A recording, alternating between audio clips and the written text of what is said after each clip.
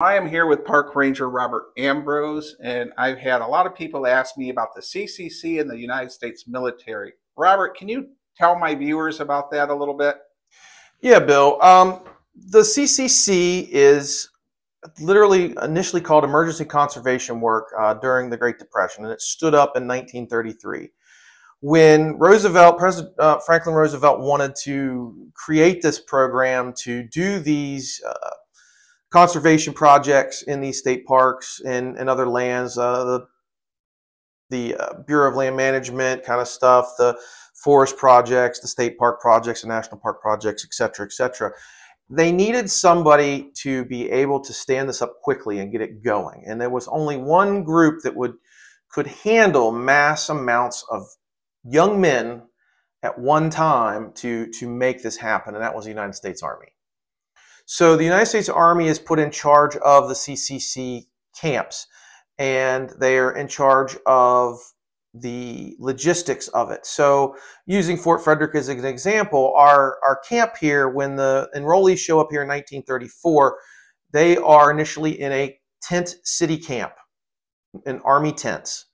There is a captain by the name of Harry Carter who is in charge of the camp, and he has two lieutenants that work under him, Lieutenant Young, and I am now forgetting the other gentleman's name, so I apologize. But two lieutenants, and they oversee the camp in all facets. So they're in a tent camp. Then they start building the actual camp of structures. The camp buildings that are built here are literally World War I blueprints for a temporary camp. So there are 4 barracks buildings. There's a hospital. There's a rec hall. There's officers' quarters. There's shower facilities, restroom facilities, storage facilities, all kinds of those things that you would need set up in the same fashion as a small Army camp. So the Army is overseeing that. There's Army trucks and equipment being used, and also they need to put these guys in uniforms or in outfits. They got to clothe them. So they are giving them, for their work uniform, the World War I era blue denim fatigues that the Army has issued for doing work. They are also giving them a dress uniform that consists of a World War I style wool shirt, wool trousers, military boots, the overseas or garrison cap, among other things. So it's all being run by the military. However, the projects themselves are overseen by different agencies. So in the case of Fort Frederick, it's the National Park Service and the Maryland Board of Forestry. They're the ones that are running the program. So there is a camp superintendent who is a civilian who is in charge of all of the things that they do work-related. Basically, the Army stands them up, the Army feeds them, the Army clothes them, the Army oversees the camp generally. But things like, they talk about military involvement. If a guy goes AWOL in a CCC camp, they go AWOL. There's no punishment. They're just gone. If you do something wrong, typically your punishment is to get kicked out. There's no tribunals or court cases or anything like the Army would do. When the soldiers line up every morning to do their formation with the flag, and yes, they line up, they stand at attention, but they don't salute. They put their hand over their heart because they're not soldiers. They do the hand salute over their heart when they put the flag up and when they take it down. They do learn some trades that will be applicable to the military. First aid, they teach some radio skills. There are other, of course, construction and truck driving and other things that are useful to the military, but there's no guns involved. There's no regular close order drill.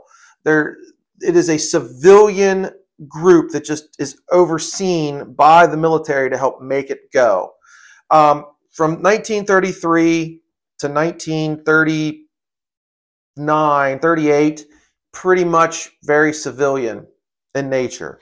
39 to 42 in the second half of the Seas, the Army, weirdly, is more involved, but the Seas become more civilian in nature. They take away military ranks from the camp commanders. They now have civilian ranks. They take away military uniforms and give them these special CCC uniforms that are still military in nature, but spruce green and different logos than the Army. So they pull that back, but they do start doing more work related to the military. A lot of the camps start doing work on military bases, doing non-military things, but they're doing stuff like strengthening defenses, doing irrigation, clearing obstacles, doing stuff around those posts. But again, they start doing more radio, first aid, and they do start doing some unarmed close order drill towards the end.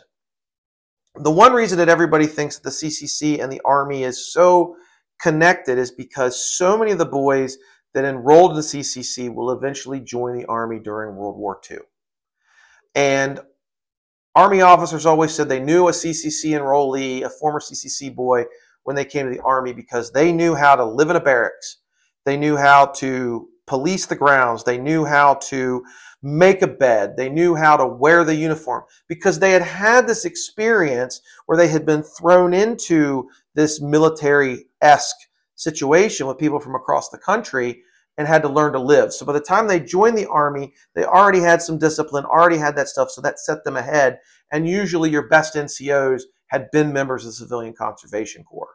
So there are connections. They are clearly related, but it is not truly in terms of like these guys, it's like a junior Army. It just happened that it was stylized after the Army, but then the guys who are in it become better at being soldiers because they already have a lot of the very basic stuff.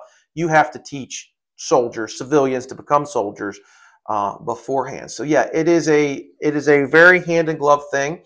Also of note, the Army is typically the one in charge. It's the officers are Army Reserve officers, but you will also find Naval Reserve officers, and I think even some Marine Reserve officers that are helping with the CCC, especially early on. When this company, 1353, that was here at Fort Frederick, was in Pennsylvania before they came here, one of their officers was a Naval Reserve officer. So it's not just the Army, but the Army, the War Department, and the Army is the primary mover and shaker in, again, feeding, clothing, housing, and transporting these men and giving them some of the basics that they need. Wonderful, Robert. Can I ask one quick question? I have made a video in Newtown, New York, Elmira, for the CCC unit there that rebuilt Newtown Battlefield, and that was an all African-American unit. Would you just mention how the African-American CCC units operated? Sure. So the CCC initially was not meant to be segregated. And there are a few camps out there that end up not being segregated, particularly in New England.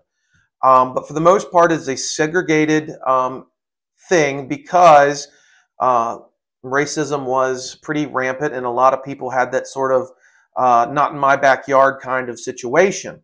So they end up splitting them up, creating camps. There are camps for African Americans that are spread throughout the country. Yorktown, Virginia. The Yorktown battlefield had a African American CCC camp that did a lot of the work restoring that battlefield. There's several in Maryland, and they're all over doing the same types of work. They're just segregated, separate but equal, so to speak. So they're out there. You also have what's known as veteran camps. There are some camps that are set aside for military veterans who were down on their luck to do it. And they are segregated from what was called junior enrollees, or what normal CCC camps were. So there's a number of those camps around. Not as many, but there's some. There are CCC camps on American Indian reservations. And in that case, the big difference is they don't leave. They just go home at night. They don't have barracks. There are even camps in, I believe, Puerto Rico, Hawaii, and Alaska. So there are going to be some native contingents there as well. So it is in some ways all encompassing, but I believe African American enrollment was supposed to be 10% of the full enrollment of the CCC. So you will see, Hispanic folks, you will see American Indians, you'll see images of these people, and they are in some cases, semi-integrated and but many times segregated camps. But their work is invaluable as anybody else's, and they did the same kinds of work.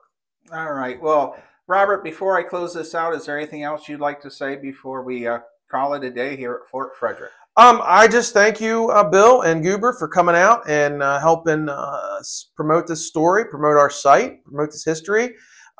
We hope that folks will come out and visit us here. We're open Friday, Saturday, Sunday for historic interpretation through the end of October this year. We have one more special event, middle of October. I think it's the 19th. Don't quote me. We are doing one more bigger event where I'm doing another Revolutionary War event based on the American victory at Yorktown. So it'll tie in right around the time of the surrender of Yorktown because of the prisoners that were brought here. But we just hope to see you either this fall or in the spring. And thanks for watching Bill's videos. All right. Well, everyone, stay safe, be kind, be courteous, and visit Fort Frederick at Big Pool, Maryland, exit 12.